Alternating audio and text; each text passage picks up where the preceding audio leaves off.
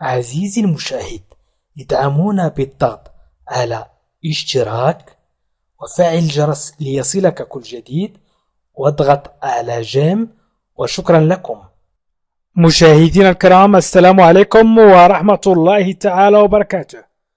مرحبا بكم في هذا الدرس الجديد، وهو ضمن قائمة تحدي تكلم باللغة الفرنسية. قبل أن أبدأ الدرس أريد أن أقول لكم أن هناك من يعرف الكلمات ولا يعرف من يتكلم. مثال: تعرف مام وتعرف دغوا، تعرف مام وتعرف دغوا. ولكن إذا أردت أن تقول لديك نفس الحقوق مثلا، أو لدي نفس الحقوق، لا تستطيع أن تركب مام ودغوا. مثلا tu as les mêmes droits. إذن لا تستطيع أن تركب مثلا الجمل بمام نفس ودغوا الحقوق، أو بيل مثلا ميزون، بيل وميزون لا تستطيع أن تضع بها جمل. إذن سأبدأ الدرس وسأحاول أن أعلمكم كيف تتكلم باللغة الفرنسية عن طريق وضع الكلمات في مكانها. إذن هذا الدرس ضمن قائمة تحدي التكلم باللغة الفرنسية البسيطة. إذن التكلم باللغة الفرنسية البسيطة، وأنا أتحداكم أنني سأعلمكم اللغة الفرنسية، وأنتم أيضا حاولوا أن لا تنسحبوا. Parlez le français facile. Parlez le français facile. Parlez le français facile. الدرس العاشر cours 10. cours 10 من أراد أن يبدأ الدروس من الأول فيمكنه الضغط على الرابط أسفل الفيديو في خانة التعليق، أو يمكن أن يضغط على علامة إي وسط دائرة في أعلى الفيديو على الجهة اليسرى، في أعلى الفيديو على الجهة اليسرى، أو يمكنه الضغط على البطاقات في آخر الفيديو، أو الضغط على لا لونغ فرانسيز وهو أسفل الفيديو مباشرة. إذن سأبدأ الدرس على بركة الله. بال شميز مثلا، بال شميز. إذن يمكن أن تخاطبي شخص ما وتقول له لديك مثلا قميص جميل، بال شميز. أو يمكن أن تخاطب أنت شخص ما وتقول له لديك قميص جميل. إذن يمكن أن تتكلم باللغة الفرنسية باستعمال بال وشميز وتقول جمل عديدة، جمل كثيرة. إذن تريد أن تقول مثلا لديك قميص جميل، tu as، لديك tu as une belle chemise. إذن المشكل لديك في la conjugaison، أي الصرف والتحويل، وأيضا في الروابط. إذن سنستعمل الصرف والتحويل la conjugaison، وأيضا les conjonctions الروابط، لكي نربط بين الجمل والكلمات. عندما نتكلم سنحاول أن نستعمل الروابط وجميع القواعد سنحاول أن نستعملهم. إذن نعرف المفردات: بال شميز، بال جميل، شميز قميص. وأريد أن تجيبوني، هل هذا صحيح أنكم تعرفون الكلمات ولا تستطيعون التكلم باللغة الفرنسية؟ هل هذا صحيح أم خطأ؟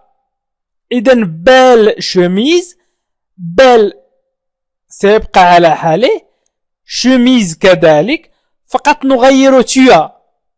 تيا مثلا جي لدي، تيا et là nous avons vous avez ils ont. مثلا تعرف grand و maintenant، grand و maintenant. مثلا grand كبير، maintenant الآن. ولكن لا تستطيع أن تقول أنت كبير الآن. أو تعرف grande avec E كبيرة، grande كبيرة، أنت كبيرة الآن. ولكن لا تعرف أن تقولها باللغة الفرنسية. هنا المشكل، هنا يكمن المشكل عند العديد من الأشخاص، ويمكنكم أن تكذبوني في التعليق. إذن grand و maintenant ستقول مثلا tu es أنت، tu es grand كبير، maintenant الآن. Tu es grand maintenant. Tu es grand maintenant. إذا ما ينقصك هو la conjugaison du verbe être au présent. إذا تنقصك la conjugaison du verbe être au présent أي تصريف الفعل يكون إلى الحاضر. إذا ستختار بين أن أعلمكم تكلم باللغة الفرنسية كالأطفال، يعني الطفل نقول له افتح الباب، اغلق الباب، وهو يتعلم معنا، ولا نقول له افتح، هو الفعل فتح مصرف إلى الحاضر أو إلى الأمر أو ما شابه. إذا نتكلم معه مباشرة. إن كنتم تريدون هذه الطريقة فسأكمل بهذه الطريقة، وإن كنتم تريدون طريقة أنني أشرح القواعد في نفس الوقت وأنا أعلمكم الجمل فأنا سأشرح القواعد وأنا أعلمكم الجمل. هناك طريقتين، اختاروا بين الطريقة الأولى وهي مباشرة الكلام، مباشرة تعلم القواعد. تتكلم افتح الباب، الطفل الصغير لا يعرف القواعد ويتكلم بالعربية، يتكلم بالفرنسية، يتكلم بالإنجليزية، ولكن لا يعرف القواعد. وإن كنتم تريدون أن تتعلموا بالقواعد فيمكن أن أعلمكم بالقواعد.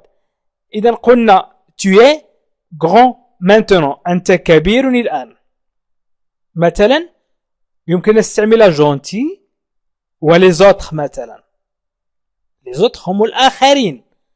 gentil لطيف، يمكن أن نقول أنت لطيف مع الآخرين. يعني يمكنكم أن تركبوا الآن، حاولوا أن تركبوا الجمل قبل أن أركبها أنا، وضعوها في التعليق. اكتب في التعليق الجملة قبل أن أركبها، ضع بوز واكتب الجملة وبعد ذلك أكمل الدرس. Tu es gentil avec les autres. بالنسبة للمذكر أنت ستقول tu es gentil avec les autres. وبالنسبة إذا أردت أن أقول أنت فسأقول tu es gentil avec les autres. Tu es gentil madame avec les autres. أنت لطيفة سيدتي مع الآخرين، أو tu es gentil mademoiselle avec les autres. إذن tu es gentil و tu es gentil أنت لطيف مع الآخرين. إذن يمكن أن نستعمل tu es gentil و tu es gentille avec les autres. إذن gentil أو gentil les autres الآخرين.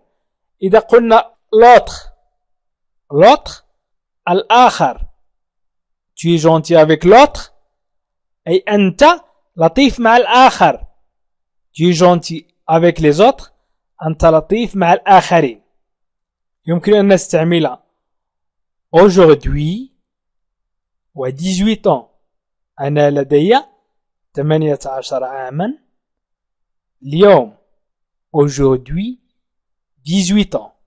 إذن أنا لدي j'ai 18 ans aujourd'hui.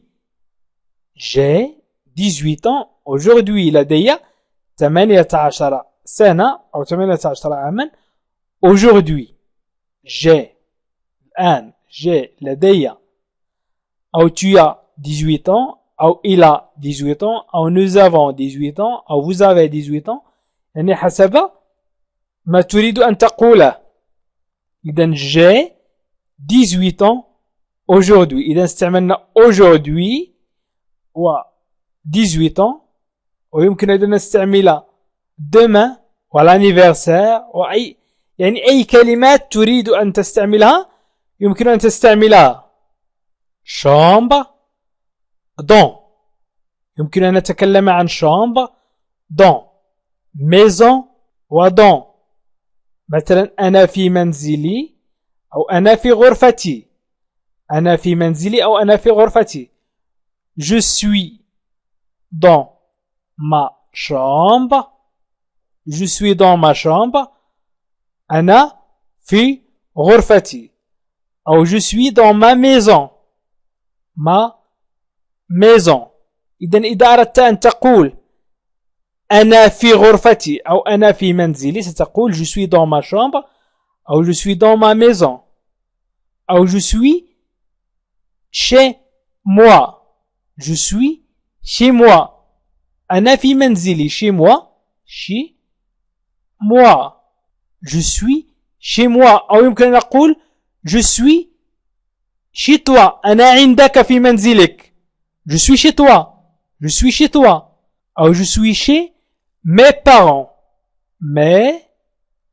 mes parents إذن chez نقول عند أبي عندي في منزلي عندك أو ولكن إذا قلنا دون نتكلم عن المنزل البيت أو محل تجاري نقول في وشي نقول عند إذن je suis dans ma chambre je suis dans ma chambre أنا في غرفتي أو tu es dans ta chambre أنت في غرفتك il est dans sa chambre هو في غرفته وما شابه إذن يمكنكم أن تكتبوا أنتم هم في غرفتهم هم في غرفتهم اكتبوها في التعليق أو في مذكرة raison toujours حاولوا أن تركبوا جملة بغيزون وتوجور غيزون وهو الحق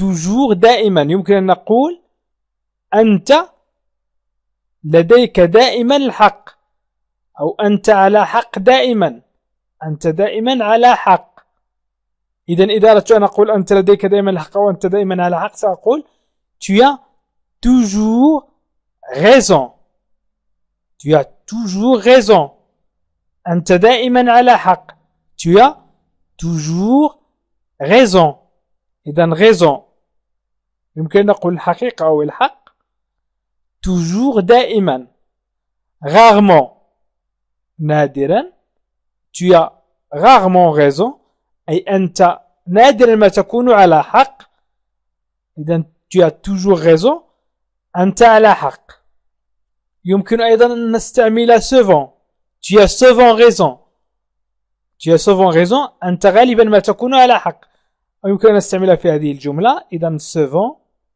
souvent absent أو absent يمكن أن نستعمل absent أو absent année 3 كلمات إذن سأقول مثلا أنت غالبا لأن absent أنت غالبا ما تكوني غائبة absent هذا العام إذا قلنا absent أي غائب absent غائبة tu es souvent absente cette année tu es souvent absente cette année أنت غالبا ما تكوني غائبة هذا العام souvent absente année souvent absente année إذن استعملنا tu es و set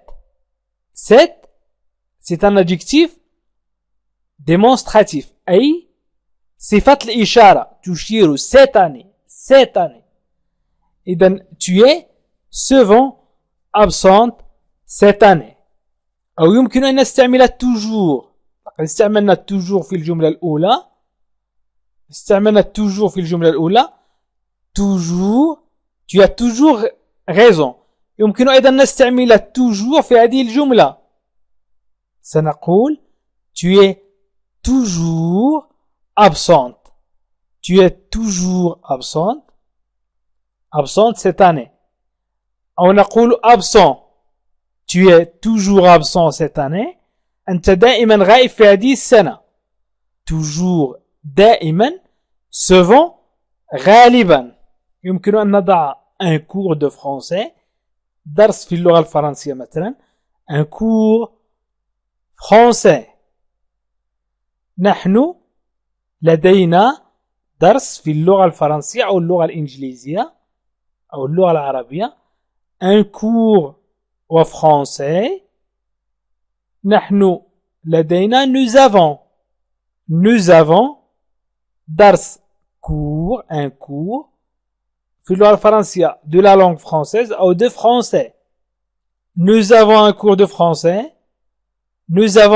français un cours درس français أي اللغة الفرنسية nous avons un cours d'arabe لدينا de la langue arabe أو d'arabe nous avons un cours d'anglais أو عندما نتكلم مثلا نقول nous avons un cours d'anglais نقول de la langue أو de la langue française أو de la langue arabe إذا nous avons un cours de nous avons un cours vous avez un cours de français مثلا يمكن أن نستعمل retard وأيضا toujours أو souvent أو rarement retard أي تأخر أو متأخر retard وتوجور دائما يمكن أن نقول نحن دائما متأخرين nous sommes toujours en retard نحن nous sommes toujours دائما en retard متأخرين استعملنا retard وتوجور إذا nous sommes toujours en retard إذا أردنا نقول نحن دائما متأخرين سنقول nous sommes toujours en retard nous sommes toujours en retard nous sommes toujours en retard أو je suis toujours en retard سأتكلم عن نفسي je suis toujours en retard أو tu es أنت أو أنتِ tu es toujours en retard tu es toujours en retard أو tu es souvent souvent أي غالبا souvent tu es souvent en retard أنت غالبا ما تكون متأخر أو il est toujours en retard أو elle est toujours en retard يمكن أن نقول il est toujours en retard il est toujours en retard أي هو دائما متأخر ولكن إذا أردنا أن نتكلم عنها هي سنقول elle est toujours en retard elle est toujours en retard يمكن أيضا أن نقول défaut أي العيوب les défauts و petit avec S أي صغار les petits صغار وإذا حذفنا S تصبح صغير وديفو إذا حذفنا S تصبح عيب واحد إذا سنضيف S لديفو petit وسنستعمل أيضا كالك إذا 3 كلمات يمكن أن توظفها أنت تعرف الكلمات ولا تستطيع التوظيف في الجمل أنا سأساعدكم إذا أنتم لديكم بعض العيوب الصغيرة أنتم لديكم بعض العيوب الصغيرة vous avez quelques petits défauts vous avez quelques petits défauts قلنا العيوب petit صغيرة quelques بعض تعني بعض إذن vous avez quelques petits défauts إذن سأعيد فقط الجمل بإعادة الجمل ستترسخ لديكم الدروس في ذهنكم إذن الدرس العاشر tu as une belle chemise tu as une belle chemise tu as une belle chemise tu es grand maintenant tu es grand maintenant tu es grand maintenant tu es gentil avec les autres tu es gentil avec les autres j'ai 18 ans aujourd'hui j'ai 18 ans aujourd'hui j'ai 18 ans aujourd'hui je suis dans ma chambre je suis dans ma chambre tu as toujours raison tu as toujours raison tu es souvent absente cette année tu es souvent absente cette année أو يمكن نقول tu es souvent absent بالنسبة للمذكر tu es souvent absent cette année nous avons un cours de français nous avons un cours de français nous sommes en retard أو nous sommes toujours en retard nous sommes en retard نحن متأخرين nous sommes toujours en retard نحن دائما متأخرين nous sommes souvent en retard. نحن غالبا ما نكون متأخرين. vous avez quelques petits défauts. vous avez quelques petits défauts. إذا مشاهدينا الكرام أشكركم كثيرا على تتبعكم لهذا الفيديو، ومن وصل إلى آخر الفيديو فليكتب nous sommes toujours en retard أو je suis en retard. وأيضا أطلب منكم مشاهدينا الكرام تشاركوا الفيديو عبر الواتساب أو الفيسبوك أو تويتر لكي تعم الفائدة.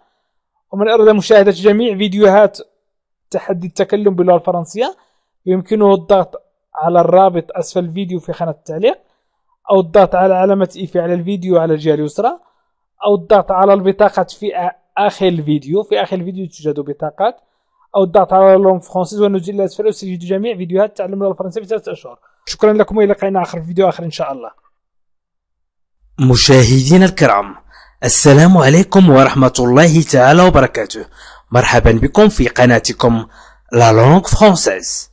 من أراد مشاهدة برنامج تعلم اللغة الفرنسية في 3 أشهر فلينزل إلى أسفل الفيديو وليضغط على لا لونغ فرونسيز وسيجد جميع قوائم تعلم اللغة الفرنسية للمبتدئين. إذا كنت من المتابعين الجدد اضغط الآن على اشتراك وفعل الجرس ليصلك كل جديد، واضغط على جيم، وشكرا لكم.